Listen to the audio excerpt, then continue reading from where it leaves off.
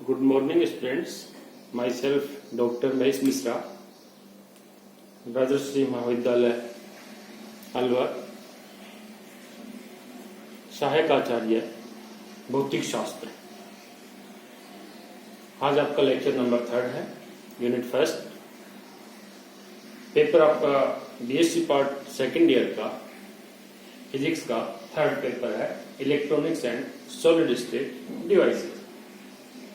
पिछले 2 लेक्चर में circuit analysis के बारे में जाना, इसको डिफाइन किया, सर्किट क्या होते हैं इसके बारे में जाना, नेटवर्क क्या होता है जिसको जाल कहते हैं, और उस जाल से संबंधित जो परिभाषाएं हैं उनके बारे में आप सीख चुके हो। ठीक, सेकेंड लेक्चर में आपने अध्ययन किया था किरचॉफ्स लॉ। किरचॉफ्स लॉ 2 प्रकार के हैं जो कि उनके नाम से जाने जाते हैं। ये भी आप अध्ययन कर चुके हो कल, किरचॉफ का first law and Kirchhoff second law and Kirchhoff का द्वितीय नियम। किरचॉफ को जो पहला नियम है इसको करंट्स लॉ भी कहते हैं, धारा का नियम। किरचॉफ का जो द्वितीय नियम है इसको वोल्टता का नियम भी कहते हैं, वोल्टता का नियम। अब चूंकि परिपथ विश्लेषण के लिए नियम काम में लिए जाते हैं तो ये तो नियम हो गए।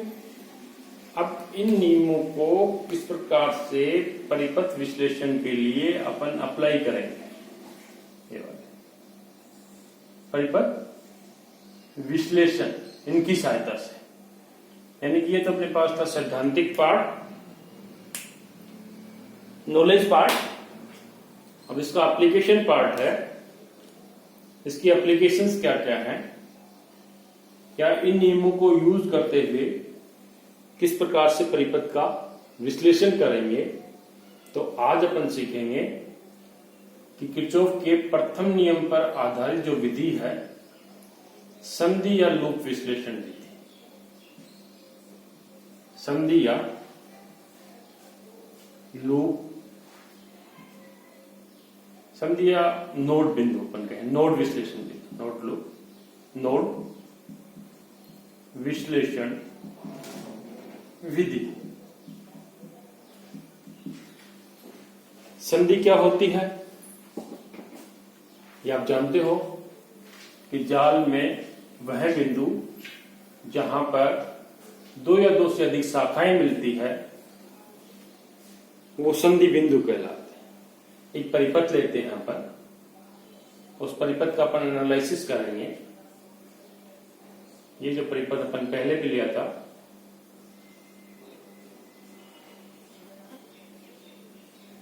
इस प्रकार से जो परिपथ अपन लेंगे वो परिपथ एक जाल कहलाता है, कॉम्प्लिकेटेड है। ये माना कि अपने पास एक जाल है, कॉम्प्लिकेटेड सर्किट है, ये बैटरी है प्लस माइनस, यहां पे प्रतिबाधा Z1, यहां मैं कहूंगी प्रतिबाधा Z2, ये Z3, फिर Z4, फिर Z5।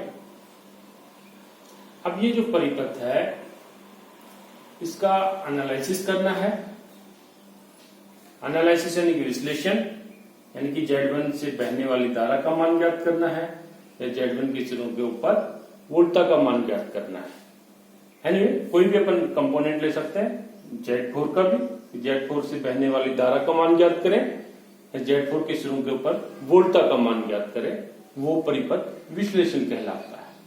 जो अपन संधि या नोड विश्लेषण विधि है, ये जो अपने पास है किरचॉफ के प्रथम नियम पर आधारित है, प्रथम नियम पर आधारित है। अब प्रथम नियम क्या है आप जानते हो कि summation of I is equal to 0, कि संधि बिंदु के ऊपर सभी धाराओं का बीजगणितीय योग 0 होता है। अब ये मान लीजिएगा आपके पास जाल है, कॉम्प्लिकेटेड सर्किट है, इसका संधि विश्लेषण विधि से इसका एनालिसिस करते हैं। तो ये जो विधि है सबसे इंपॉर्टेंट, इस विधि के द्वारा जाल के किसी अवयव के एक सिरे पर वोल्टता ज्ञात करने के काम में ली जाती है। तो अपन कहें वोल्टता या विभवांतर ज्ञात करने के काम में ली जाएगी, इसकी सहायता से अपन ये ज्ञात कर सकते हैं। तो सर्वप्रथम दिए गए परिपथ में जो अपन इसके लिए स्टेप अप्लाई करेंगे कि इस विधि के द्वारा अपन विश्लेषण करते हैं, तो क्या क्या स्टेप्स अप्लाई करते हैं। तो प्रथम पहले अपन क्या करेंगे कि जो भी प्रतिबाधाएं हैं उन प्रतिबाधाओं को प्रवेश्यता में बदला जाएगा। ये वाई जो एडमिटेंस में लिख रहा हूं ये अपने पास है प्रवेश्यता। ये क्या है? प्रतिबाधा। ये वाई कैपिटल है, ये प्रवेश्यता को रिप्रेजेंट करती है। प्रवेश्यता अपन कहें कि एक तरह से प्रतिबाधा का अपोजिट होती है, इसका अपोजिट। तो जितनी भी प्रतिबाधाएं हैं, Z1 की जगह अपने पास क्या आएगा? Y1। Z3 की जगह अपने पास क्या आएगा? Y2। यहाँ पे क्या आएगा? सॉरी Y3 है, यहाँ पे Y2, यहाँ पे Y5 और यहाँ पे Y4। कि जितनी भी अपने पास जो प्रतिबाधाएं थी उन प्रतिबाधाओं को अपन ने प्रवेशिताओं में कन्वर्ट कर दिया। अब संधि बिंदु डिफाइन करते हैं कि संधि बिंदु कौन कौन से हैं। संधि बिंदु सेकंड पॉइंट, तो संधि बिंदु में आप देखोगे एक तो अपने पास ये संधि है यहाँ पे, एक अपने पास ये संधि है, इसके अलावा अपने पास ये भी संधि है और ये भी संधि है। इन संधि में से जो उभयनिष्ठ संधि है, मान लीजिए कि ये अपने पास है पॉइंट, आप मान लीजिएगा ये है पॉइंट ओ, पॉइंट दे देते हैं कि जो उभयनिष्ठ संधि रहती है, उभयनिष्ठ संधि, उभयनिष्ठ संधि में क्या है? ये संधि भी है, हो सकती है, ये भी हो सकती है। उभयनिष्ठ संधि को एक निर्देश संधि माना जाता है, निर्देश संधि बिंदु। इस निर्देश संधि बिंदु के ऊपर ये माना जाता है कि वोल्टता का मान 0। यहाँ पे क्या है? वोल्टता का मान 0। अपन मानते हैं कि यहाँ पे जो अपने पास बैटरी लगी हुई है, इसका विद्युत वाहक बल E है। यहाँ बहने वाली जो धारा है, मैं कहूं कि इसमें अपने पास Z1 तो अपन हटा देते हैं, ये अपने पास है I1, यहाँ पे I2, ये I3, ये I4 और ये I5। धारा का डिस्ट्रीब्यूशन अपन कर लिया। अब जो संधि बिंदु है, ये माना कि संधि बिंदु अपने पास है A और ये संधि बिंदु अपने पास है B। ये अपने पास है निर्देश संधि बिंदु। इस संधि बिंदु E के ऊपर वोल्टता माना कि अपने पास है EA और B के ऊपर वोल्टता अपने पास है EB। ये अपन मानकर चलते हैं। सबसे पहले अपन ने क्या किया कि जो परिपथ है उसमें प्रतिबाधा को प्रवेशिता में बदला। फिर संधि बिंदु को आइडेंटिफाई करते हैं कि यहाँ पे संधि बिंदु A है, B है और उभयनिष्ठ जिसको अपन O मानते हैं रेफरेंस संधि बिंदु। इस रेफरेंस संधि बिंदु के ऊपर 0 वोल्टता मानी जाती है। अब आगे अपन क्या करेंगे कि प्रत्येक शाखा के लिए समीकरण लिखा जाता है। प्रत्येक शाखा के लिए धारा का मान ज्ञात करते हैं कि धारा क्या होगी प्रत्येक शाखा के लिए। तो यहां पे आप देख रहे हैं कि जब इसका मान अपन ज्ञात करेंगे कि I1 क्या होगी ओम के नियम से, कि I1 is equal to potential difference, या पोटेंशियल क्या है E माइनस EA अपॉन प्रतिबाधा। अपॉन वैसे तो R आता है, लेकिन R नहीं होकर के यहां पे मैं कहूं कि प्रतिबाधा है और प्रतिबाधा का अपोजिट क्या होती है? प्रवेशिता यहाँ पे क्या है, y1, ये I1 आ गया। इसी प्रकार से I2 इज इक्वल टू इनका difference, potential difference EB minus EA upon Z की जगह अपन क्या ले रहे हैं, प्रवेशिता y2। सिमिलर वे I3 का मान ज्ञात करते हैं। I3 आपको दिख रही है कि यहाँ पे पोटेंशियल डिफरेंस क्या आएगा, EA माइनस E0, लेकिन E0 जो रेफरेंस पॉइंट है उसकी वोल्टता क्या होगी, 0, तो EA अपॉन जेड की जगह क्या ले रहे हैं, प्रवेशिता y3। इसी प्रकार से I4 अपने पास क्या होगा, EB, क्योंकि वोल्टता यहाँ पे क्या EB और यहाँ पे क्या 0 वोल्ट था, अपॉन जेड नहीं है तो यहाँ पे प्रवेशिता मल्टीपल ऑफ प्रवेशिता क्या है, y4। Hunt I5 is equal to क्या होगा, EB अपॉन y5।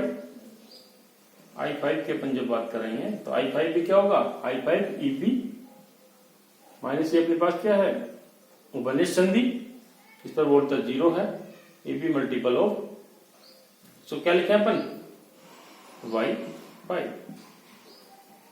अब अपन ये समीकरण निकालने के बाद अपन अप्लाई करेंगे कि यहां पर जो किरचॉफ का नियम है उसको अप्लाई करेंगे। किरचॉफ का प्रथम नियम क्या है कि यहां पे जो संधि बिंदु अपने पास है, ए संधि बिंदु के ऊपर कुल धाराओं का बीजगणितीय योग क्या होगा, 0। इसका मतलब यहाँ पे I1 अंदर की तरफ है, ये बाहर की तरफ, minus I2 minus I3 is equal to 0। इसी प्रकार से बी संधि के लिए I2 माइनस बाहर की तरफ जा रही है I4 minus I5 is equal to 0। ये समीकरण नंबर 1, ये समीकरण नंबर 2। अब इसमें I1, I2, I3, I4, I5 का मान रखेंगे। मान रखने पर अपने को समीकरण नंबर 3 प्राप्त होगा और समीकरण नंबर 4 प्राप्त होगा। समीकरण 3 और 4 को सोल्व करने पर जो मान प्राप्त होगा अपने किसका होगा, EA का, और दूसरा EB का। EA क्या है, संधि बिंदु A के ऊपर वोल्टता, EB क्या है, संधि बिंदु B के ऊपर वोल्टता। यही अपना उद्देश्य था कि किरचॉफ के प्रथम नियम का यूज करते हुए किस प्रकार से जाल के किसी संधि बिंदु पर वोल्टता का मान ज्ञात कर सकते हैं या उसके अवयव पर विभवांतर का मान ज्ञात कर सकते हैं। अगर अपने पास EA और EB अगर आ जाता है तो इस पर विभवांतर ज्ञात कर सकते हैं, इस पर विभवांतर ज्ञात कर सकते हैं, इस पर विभवांतर ज्ञात कर सकते हैं, और इनका मान आने के बाद बहने वाली धारा का मान भी ज्ञात कर सकते हैं। नेक्स्ट लेक्चर में अपन अध्ययन करेंगे किरचॉफ के द्वितीय नियम पर आधारित लूप विश्लेषण विधि कि लूप विश्लेषण विधि क्या होती है। आज अपन ने पहले ली संधि विश्लेषण विधि और नेक्स्ट लेक्चर में लेंगे लूप विश्लेषण विधि। इसके आधार पे बुक्स में जो न्यूमेरिकल क्वेश्चन दिए हुए हैं उनको आप सोल्व करना। Thank you.